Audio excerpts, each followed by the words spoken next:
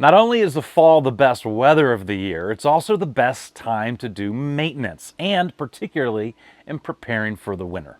So let's talk through 6 different maintenance tips that I want to recommend you to get ahead of, to prepare so that you maintain your asset, your biggest asset you have, which is your home.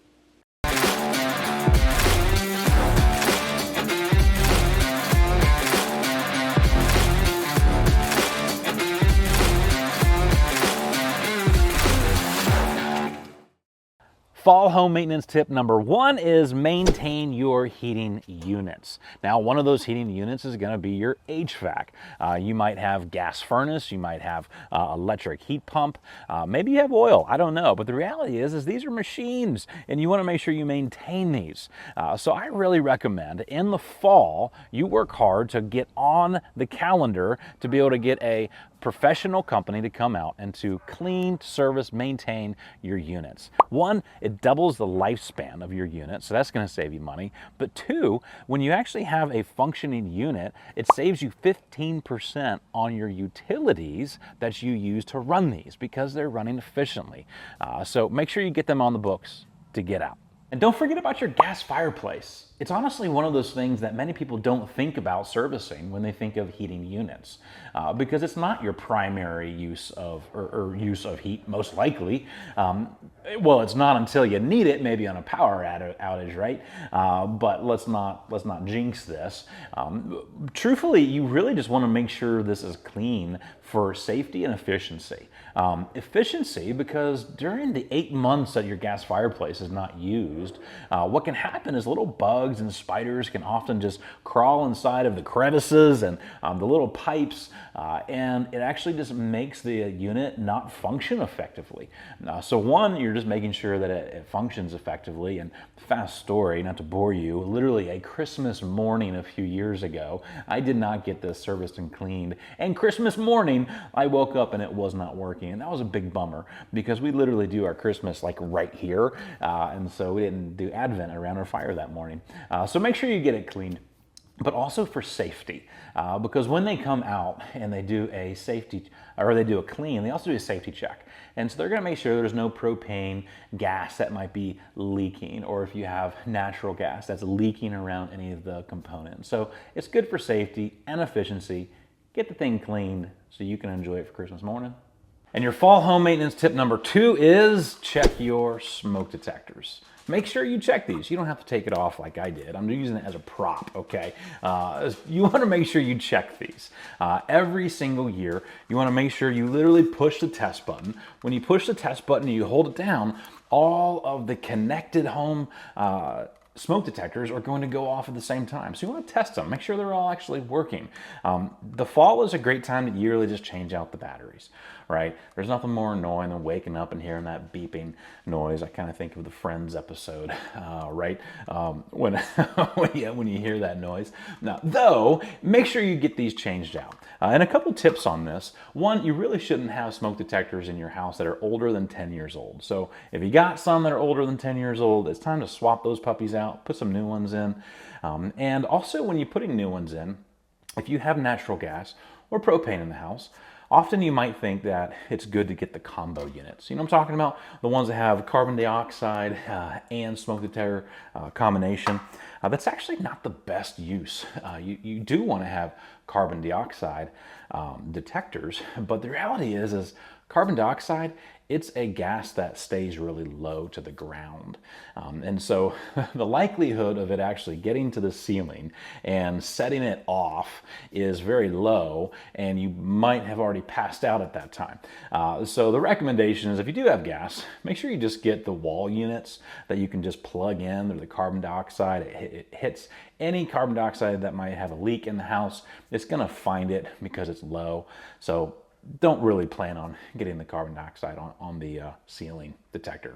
Not a smart move. But here's a pro tip, okay? A pro tip from one of our clients, Waverly. He is a firefighter, and he had said that the local firefighting departments will actually come out and do service calls for you. Like, they don't want your house to burn down. So they will actually come check your smoke detectors. They will change the batteries because they'll get on ladders for you, and sometimes even swap them out if needed. So if you just don't even want to do this on your own, call your local fire department, say, hey, I need all of my smoke detectors checked because I want to make sure this is all working. And they'll come out and they may actually do it for you for free. So give that a call. That's a pro tip. So your third fall home maintenance tip is protect your spigots. Now, a lot of times these are out of sight, out of mind, until it's flooding in the basement, until your crawl space is flooded and you had no idea.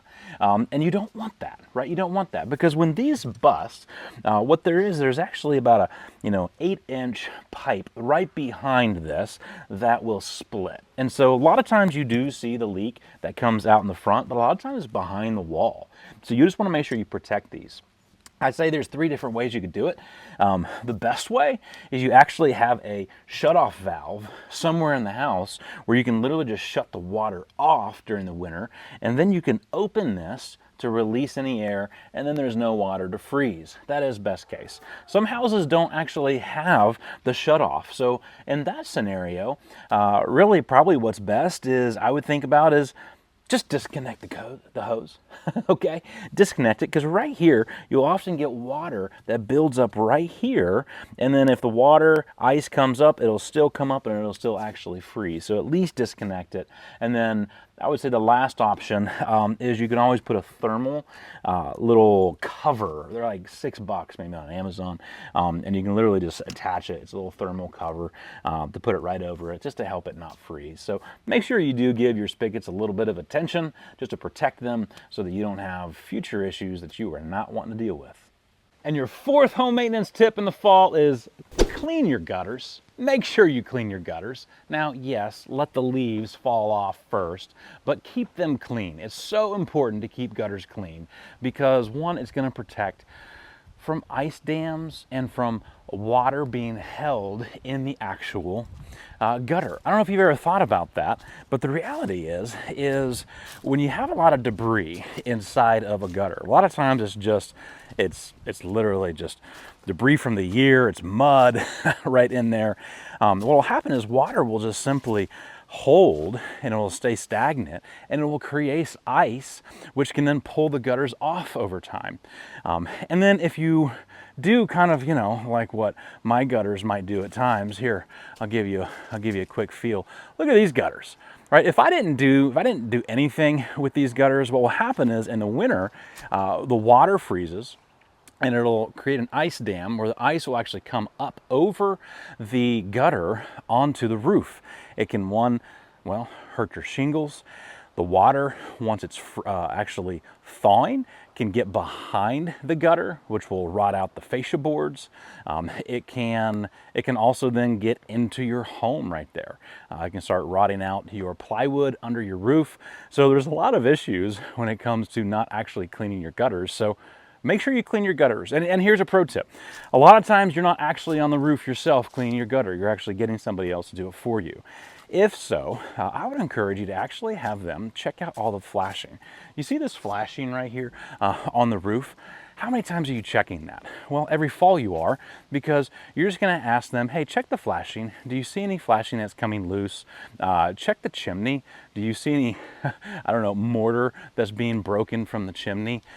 Is there a bird's nest sitting right on top of the chimney that you're not gonna know about until you actually start having a fire during the winter? So I always find it best during the fall, get your leaves cleaned, get your gutters cleaned, and have somebody check your roof while you're at it. Fall home maintenance tip number 5 is check for leaks. Air leaks, that is. Because the reality is it doesn't matter if it's a newer home or an older home, there's gonna be air leaks somewhere. Now, I'm not going to give you a tip to actually have an installation company come in and to check the entire house. I do think that's a really good idea for you to do at least once, but I'm just talking about the basic stuff. 1, windows. The reality is a lot of windows leak air. That could be around the sides, it could be around the top, it could be around the bottom, and there are some pretty cheap and expensive temporary solutions that you can do, right? There's something called More-Tite. It's literally like Play-Doh that's not sticky and doesn't create a mess. And you can literally put it on edges just for the winter and pull it off at the end of winter before the spring. You can actually get really literally like weather stripping that you put down below on the sills so that you're making sure that you get a tight fit. Now you might be wondering, okay, Sean, but how do I know which windows to actually deal with? Well, one of the best things is go back to the old days of incense. Do you remember having incense in your house? You might still have incense in your house. I don't know. I did when I was like in middle school. And what you can literally do is you can light an incense, and maybe on a windy day, and you literally just go around and you're just testing. You're just trying to see which window actually, right, is blowing the smoke away. You could try it with a candle, right? Slowly put a candle light up next to these edges. But incense really actually do a pretty good job. And that's where you see which windows have seals that might be a little broken or a little bit leaky. Definitely do it around doors though. Doorways are notorious for weather stripping going bad, the door seal on the bottom. The reason why they're notorious for going bad every year almost is because they're used all the time. Think about how many times you actually use a door. You open it, you close it, you open it and close it. I don't know, 15 times a day. 50 if you're in my house, because I got 5 kids and 2 dogs who love going outside all the time. Though make sure you get those tested, all right? Get that incense, right? Just check it, make sure that it's nice and tight.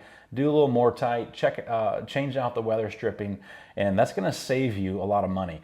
Fun fact, or scary fact, or depressing fact, I'm not sure, but if you don't, leaky windows and doors can actually contribute up to 30% heat loss.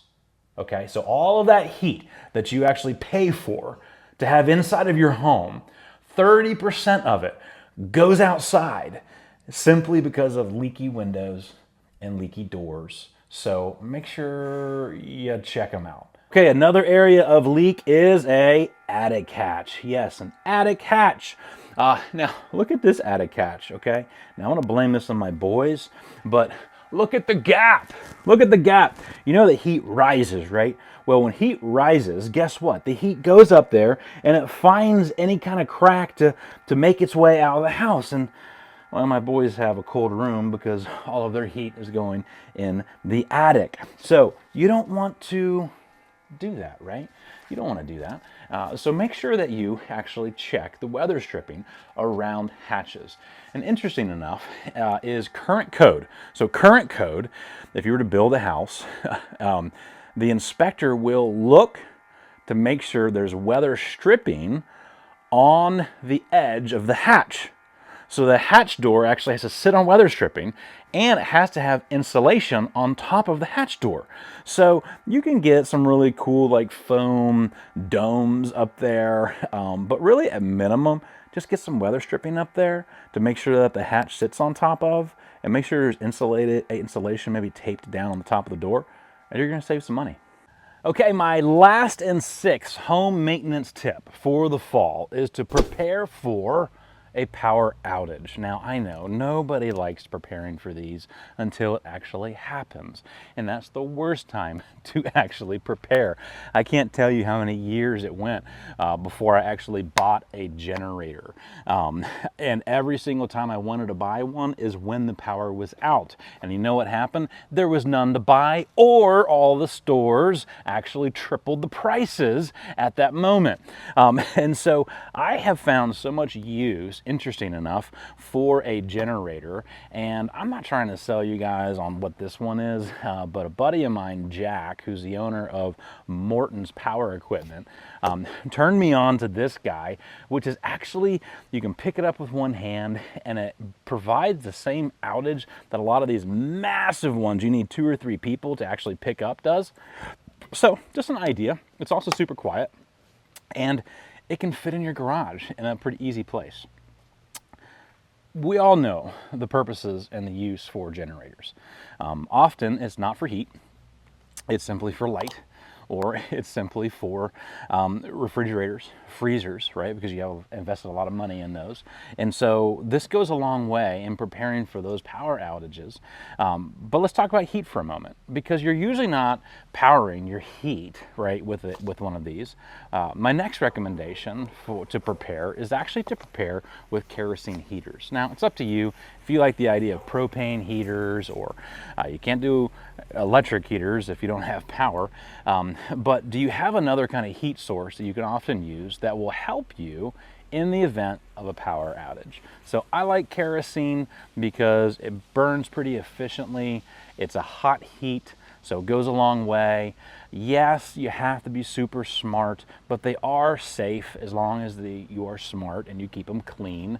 But just think about it. If you had a power outage this winter, what would you want to own?